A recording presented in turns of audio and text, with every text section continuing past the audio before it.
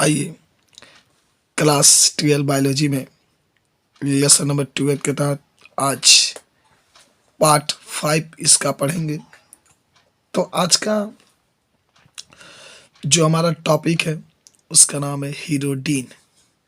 आपसे पूछा जा सकता है कि हीरोडीन क्या है, तो आप इसके बारे में क्या बताएंगे? तो आइए हम लोग सोचते हैं। आप कहेंगे हीरोडीन यह एक विशेष प्रकार की प्रोटीन होती है।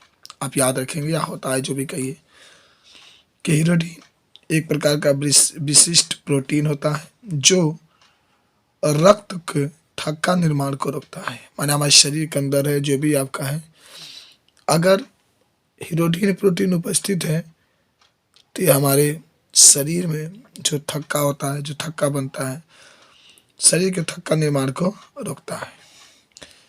इस प्रोटीन को औषधि के रूप में ट्रांसजेनिक पादपों से प्राप्त किया जाता है। पहले ये बात आप जानिएगा कि जो ये हीरोडीन प्रोटीन है उसको जो ट्रांसजेनिक पादप है, ट्रांसजेनिक पादप का मतलब होता है कि जिनको खराब जीन को निकाल करके इसके अंदर हमने अच्छा जीन प्रवेश कराया है, उन पादपों से हम इसे प्राप्त करते हैं।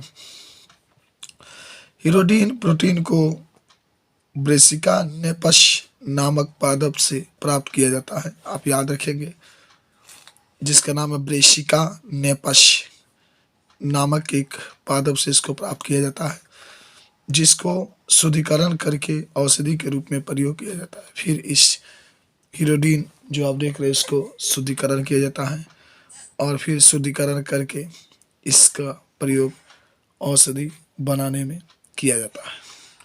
तो जब भी बात हीरोडीन के बारे में पूछे तो आप इस तरीके से इस बातों को, इस चर्चाओं को आप रख सकते हैं। ठीक है, तो ये था हीरोडीन के बारे में। जब भी आपसे बातें कोई कहेगा तो आप तुरंत आप इसको बता सकते हैं। ठीक है, चलिए आज का दूसरा टॉपिक यार है जिसका नाम है वायरस प्रतिरोधी पादप। अगर आपसे कोई पूछे वायरस प्रतिरोधी पादप क्या होता है, तो जैसे कोई पादप है, ये मान लो पादप है। अब वायरस का मतलब होता है विषाणु। ये पादप है और इसके ऊपर विषाणु बाहर से अटैक कर रहे हैं, विषाणु आकर के इसके ऊपर आक्रमण कर गए। तो इससे बचने के लिए, ये जो विषाणु आकर इस पर आक्रमण कर रहे हैं, तो इन विषाणुओं से जो पादप होते हैं उसके बचाने की जो प्रक्रिया होती है उसी को वायरस प्रतिरोधी पादप कहते हैं।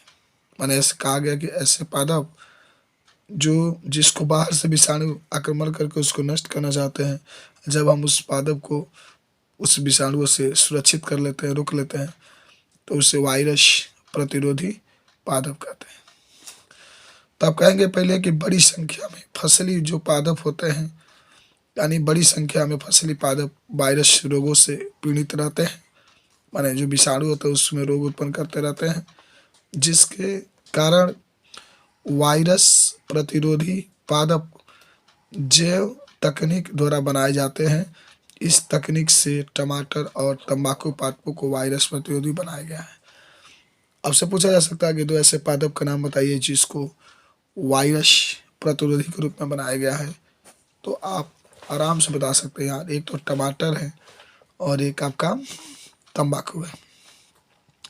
तो तंबाकू और टमाटर जो ऐसे पादप है ना जिसको वायरस प्रतिरोधी बनाया गया। ऐसा इसलिए क्योंकि भाई तंबाकू और जो वायरस होता है, तंबाकू और जो ये होता है उसको सबसे अधिक वायरस ही आक्रमण करते हैं।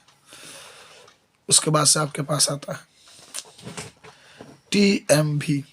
देखो अब कुछ उदाहरण में देख लें कि यदि TMV या PHTV potato spindle tuber virus इत्यादि वायरस को केवल आवरण प्रोटीन जीन को प्रवेश करा दिया जाता है तो इस पर बाहरी हानिकारक सूक्ष्म जीव का प्रभाव नहीं पड़ता है, क्योंकि इनके चारों ओर इंटरफेरॉन का निर्माण हो जाता है। उन्हें लगता है जो बाहरी संक्रमण से बचाता है।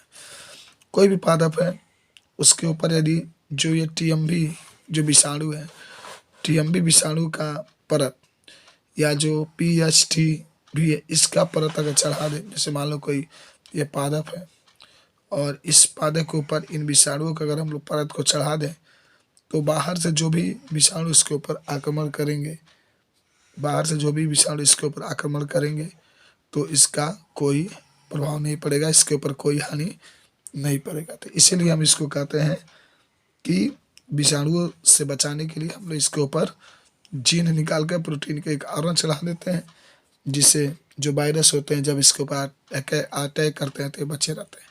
तो इसी को हम लोग कहते हैं प्रतिरोधी पादप। अब हमारे पास है जीवाणु प्रतिरोधी पादप। आपसे कोई पूछे कि जीवाणु प्रतिरोधी पादप क्या होते हैं तो कहेंगे कि इस तकनीक से माने ऐसे पादपों का उत्पन्न किया जाता है जो रोगकारक जीवाणु के प्रति प्रतिरोधी है। तंबाकू के ट्रांसजेनिक पादप देखेंगे, बहुत अच्छा बात आपका है कि इसके पहले विषाणु वाला पढ़े थे, अब जीवाणु वाला। कोई मान लो कि ये पादप है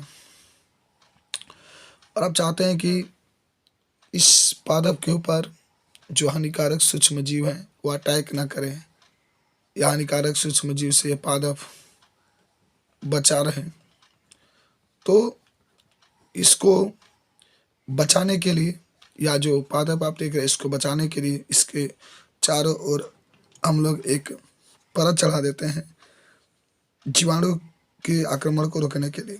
मेरी बात इसमें ही हो रही है यार, देखो इसमें भी जीवाणुओं से रोकने के लिए पादपों को तैयार किया जाता है। जैसे आप देख सकते हैं कि तंबाकू को ट्रांसजेनिक बनाने के लिए इसमें एसिटिल ट्रांसफेरेज एंजाइम को कोडिंग करने वाला जीन को स्थानांतरित किया जाता है। जैसे मान लो कि आपका तंबाकू है, चाहते हैं कि जीवाणु वाला बने तो इसमें कोडिंग करने वाला जो एंजाइम होता है उसको स्थानांतरित किया जाता है। ये एंजाइम सीडोमोनास सिरगी जीवाणु से प्राप्त किया जाता है। इनसे तंबाकू में होने वाले अन्य जो वन्य रोग हैं वो क्या होते हैं, कभी नहीं होते हैं। जब ये इसको बना दिया जाएगा ट्रांसजेनिक जीवाणु तो इसके ऊपर कोई अटैक नहीं कर सकता है। तो इस तरीके से आप इसके बारे में बता सकते हैं।